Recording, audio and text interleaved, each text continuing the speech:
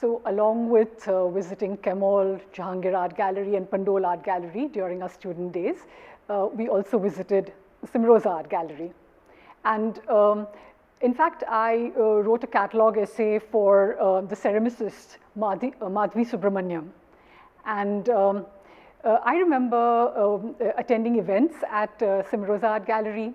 In fact, I remember a really heated discussion between the artist Badri Narayan and Arun Khopkar about the aesthetics of documentary filmmaking. Yes, I mean, there are many memories associated with Cymroza. Pheroza has been known to champion the works of printmakers who were seen like the stepbrothers or stepsisters of the modernist painters.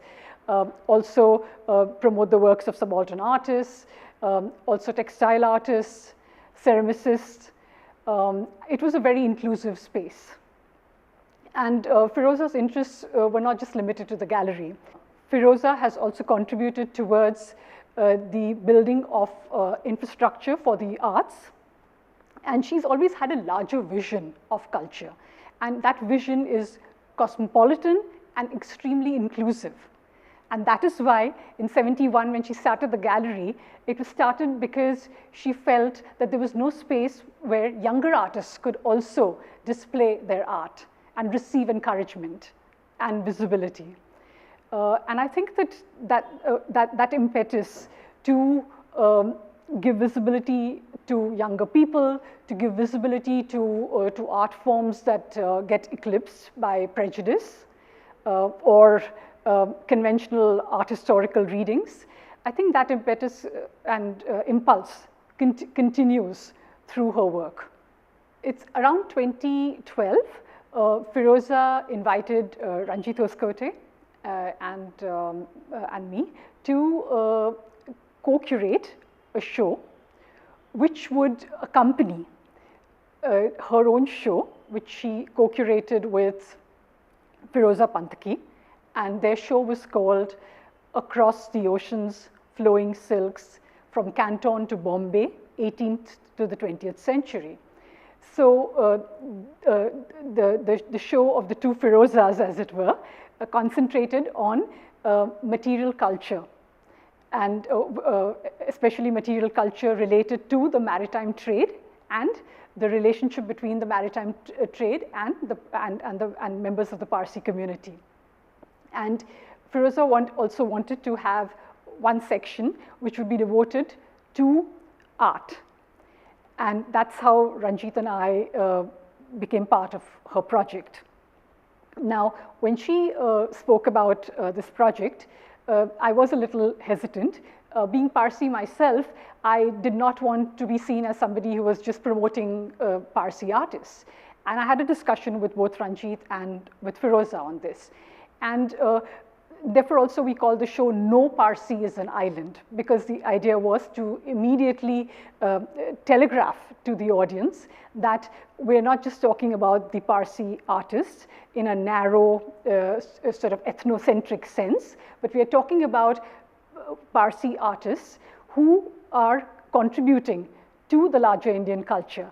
And therefore, the 14 artistic positions that we had chosen, many of them were people who not only made paintings, and therefore their work was not just restricted to studio practice, but who contributed to the fields of dance, theater, crafts, children's illustrations. So Shavaks Chawda would contribute illustrations for Mulk Raj Anand's Marg magazine. He would also contribute towards the art direction, Shavaks Chawda would also contribute towards art direction for Hindi films. Melli Gobai made books, children's books, and illustrated them in the 1960s when he was in New York. Geef Patel wrote poems. He also wrote plays, along with, of course, having his own studio practice as a painter. There were also artists like Nelly Sethna, Homi Patel, Adi Davyarwala, Pilu Pochkhanawala, many of whom have been forgotten today. And No Parsee is an Island was an attempt to bring visibility to their practices. And so the idea was to emphasize a form of expanded practice, where you're not just talking about that particular painting, which is seen as a commodity, which can be traded, but rather what we were looking at was the larger ramifications of culture and how artists contributed to those debates. And Nelly Sethna, often, when you ask people, unless they are unless they've studied textile design, so some people remember her as a textile designer, some people remember her as the person who shaped the textile design course along with Helena Perhentupa at the NID. A few people remember her shows at the Chatterjee Art Gallery, but in the main, she has been forgotten. No Parsee is an Island was staged in the dome. It was staged in the dome of the NGMA. And when I looked at the Nelly Sethna tapestries from Pheroza and Jamshed Godrej's collection, I realized that they were extremely sculptural, tactile and visceral, and they needed to be seen as sculpture in the round. So I designed a pavilion-like structure, and a high pavilion-like structure, because we were in the dome, and therefore we could take advantage of the high ceiling, and people could go around that particular installation of tapestries.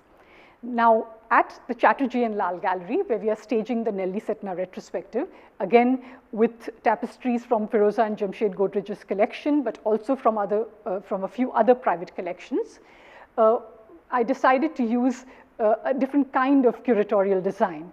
So here, the viewer will walk through a field of tapestries, and therefore, basically the principle I'm using here is that of the meander and the maze.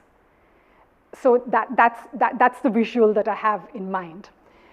And apart from the tapestries themselves, which are gorgeous, and even when they have aged a little bit, they almost feel like they're living creatures.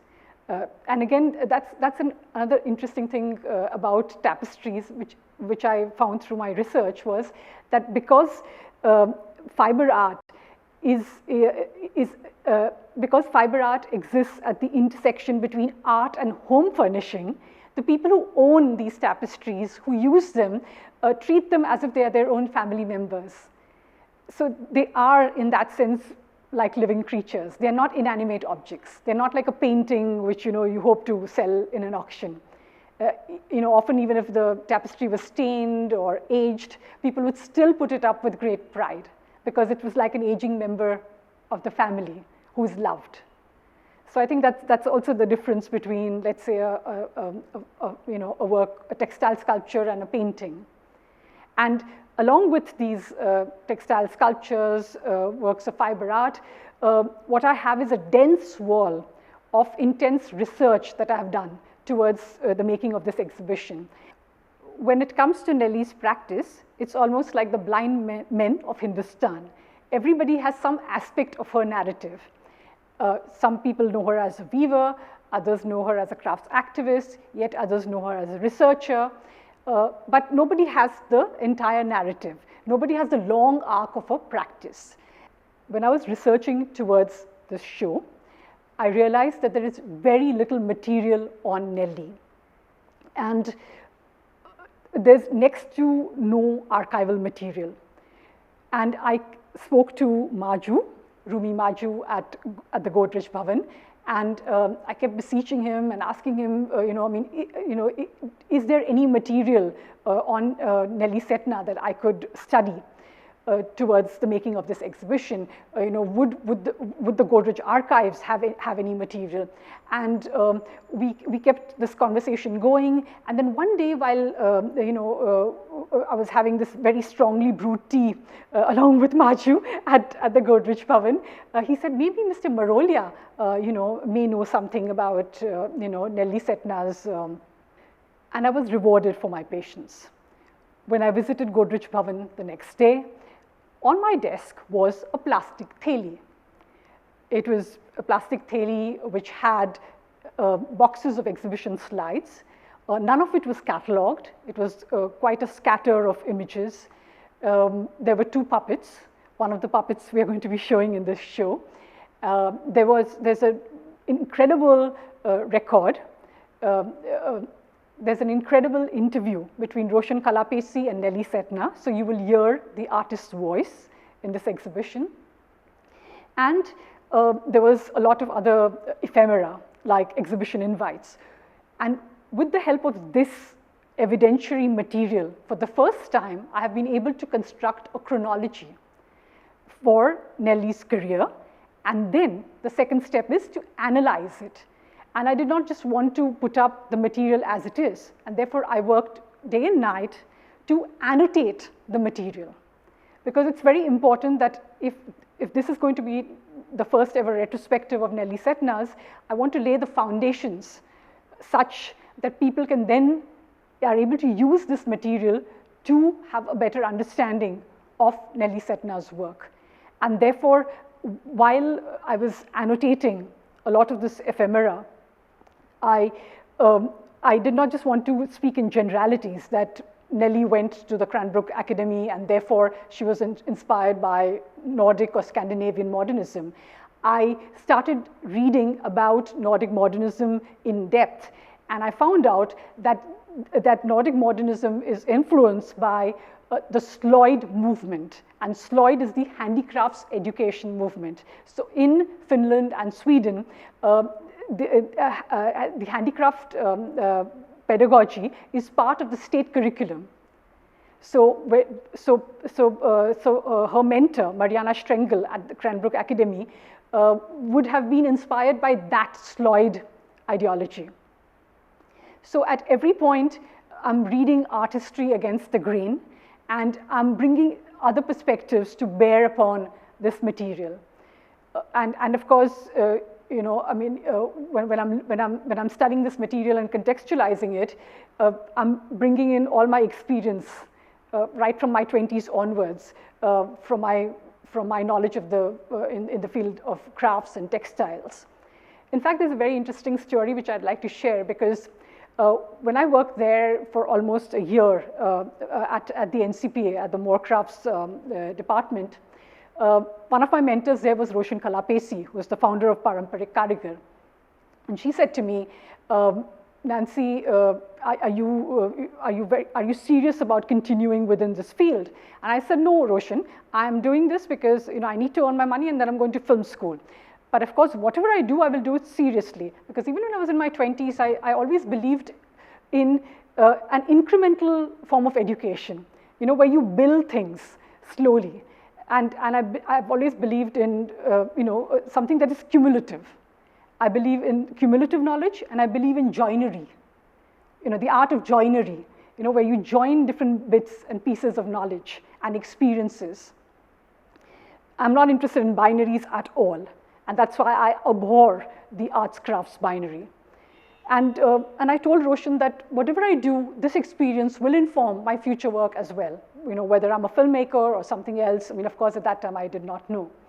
And it's been true, because even when I co-curated the Guangzhou Biennial, I showed the works of Jangar Singh Sham.